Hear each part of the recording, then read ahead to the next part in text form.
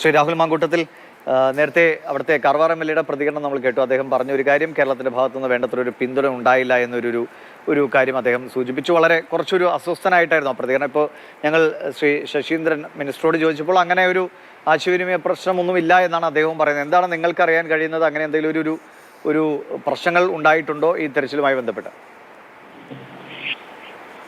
അല്ല, ഒന്ന് നമ്മള് ഈ തെരച്ചിലുമായി ബന്ധപ്പെട്ടിട്ട് എടുക്കേണ്ടുന്ന ചില നമുക്ക് മുന്നിൽ വയനാട് ഒരു ഉദാഹരണമായി നിൽക്കുകയാണല്ലോ. വയനാട് ഒരു ഉദാഹരണമായി നിൽക്കുമ്പോൾ നമ്മുടെ പരിധികളും പരിമിതികളും എത്രമാത്രം സാധ്യമാവുമെന്ന് നമ്മുടെ കൺമുന്നിൽ നമുക്ക് മലയാളികൾക്ക് നന്നായി വ്യക്തമാകുന്ന ദിവസങ്ങളാണ്. ഇപ്പൊ ഞാൻ കഴിഞ്ഞൊരു 14 ദിവസക്കാലമായി വയനാട്ടിൽ ഉള്ള ഒരാളാണ്. സ്വാഭാവികമായിട്ടും എത്രമാത്രമാണ് മനുഷ്യ സാധ്യം, എത്രമാത്രമാണ് ഒരു സർക്കാരിനെ കൊണ്ട് ചെയ്യാൻ പറ്റുക എന്ന് നമ്മൾ നേരിട്ട് ബോധ്യപ്പെടുന്ന നിമിഷങ്ങളുണ്ട്. നമ്മുടെ എത്ര ആധുനിക സംവിധാനങ്ങളുണ്ടെങ്കിലും നമ്മൾ എത്രമാത്രം നിസ്സഹായരാണെന്ന് ബോധ്യപ്പെടുന്നത്.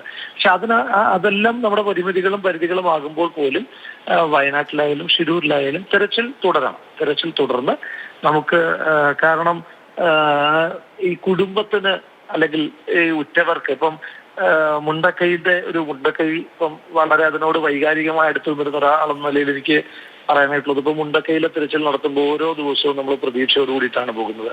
നമ്മളെ കാത്താരെങ്കിലും ജീവന്റെ കണികയുമായി ഉണ്ടാകും എന്നുള്ളൊരു പ്രതീക്ഷ, ഒരു ശുഭപ്രതീക്ഷ. അതിന്റെ പ്രായോഗികതയെ പറ്റിയൊക്കെ നമുക്കറിയുമ്പോൾ തന്നെ നമ്മൾ അത്ര ഒരു മിറക്കിളിന് വേണ്ടി ആഗ്രഹിച്ചിട്ടാണ് എല്ലാ ദിവസവും പോകുന്നത്. സ്വാഭാവികമായും ഷിരൂരിലും അത്ര ഒരു മിറക്കിൾ നമ്മളെല്ലാവരും ആഗ്രഹിക്കുന്നുണ്ട്. അപ്പൊ അതുകൊണ്ട് തിരച്ചിൽ തുടരണം, നമുക്കതിനകത്തൊരു റിസൾട്ട് ഉണ്ടാകണം എന്നുള്ള കാര്യത്തിൽ ഷിരൂരിലായാലും മുണ്ടക്കൈയിലായാലും തർക്കമില്ല.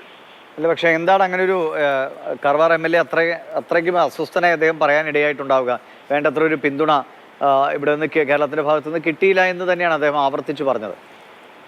ഒന്നും ഞാൻ അദ്ദേഹത്തിന്റെ പ്രതികരണം കണ്ടിട്ടില്ല. അദ്ദേഹം നടത്തിയ പ്രതികരണം ഏത് പശ്ചാത്തലത്തിലാണെന്നും ഞാൻ കണ്ടിട്ടില്ല. ഇപ്പോൾ നിങ്ങൾ പറയുമ്പോൾ ഉള്ള വിവരം മാത്രമേ ഉള്ളൂ. എന്തായാലും അതിനെപ്പറ്റി പഠിച്ചിട്ട് പ്രതികരിക്കാം. ശരി, വളരെ നന്ദി രാഹുൽ പ്രതികരണം അറിയിച്ചതിന്.